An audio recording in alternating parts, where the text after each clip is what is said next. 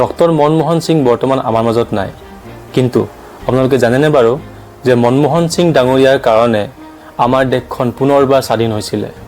1991 চনত ভাৰতবৰ্ষৰ ইমানেই বেয়া অৱস্থা আছিল যে দেশৰ হাতত চলিবৰ বাবে মাত্ৰ 15 দিনৰহে টকা আছিলে। সেই সময়ত সকলোৱে ভাবিছিল যে দেশখন চাগে পুনৰবাৰ ইংৰাজসকলৰ হাতলৈ যাব, আমি চাগে পুনৰবাৰ ইংৰাজসকলক গোলামী কৰিব লাগিব। সেই সময়ত দেশৰ প্ৰধানমন্ত্ৰী আছিলে PV নৰসিম্হা ৰাও। তেখেতে লগে লগে ডক্টৰ মনমোহন সিং ডাঙৰীয়াক কল কৰিছিলে আৰু কৈছিলে যে আপুনি যি বিচাৰে তাকে কৰক, আপোনাক আমি PMৰ পাৱাৰ সম্পূৰ্ণকৈ দিবৰ কাৰণে ৰেডি আছোঁ, মাত্ৰ আপুনি আমাৰ দেশখনক পুনৰবাৰ গোলাম হ'বৰ পৰা বচাই লওক।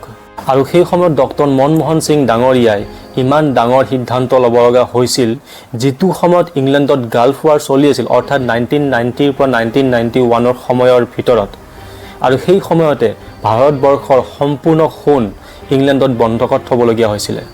সেই সময়তে ব্যক্তিগতকৰণ, ইম্পৰ্ট এক্সপৰ্টত সম্পূৰ্ণকৈ টেক্স ৰেহাই দিয়া আৰু লগতে সকলো দেশকে ভাৰতবৰ্ষত বিজনেছ কৰিবলৈ দিয়া নিচিনা সিদ্ধান্তবোৰ লৈ ডক্টৰ মনমোহন সিং ডাঙৰীয়াই পুনৰবাৰ দেশখনৰ ইকনমি আগৰ অৱস্থালৈ ঘূৰাই আনিছিলে, যাৰ ফলস্বৰূপে ভাৰতবৰ্ষখন পুনৰ গোলাম হোৱাৰ পৰা উদ্ধাৰ হৈছিলে আৰু ভাৰতবৰ্ষৰ স্থান বিশ্বৰ ভিতৰতে ইকনমি ক্ষেত্ৰত 5 নম্বৰত আছিলে।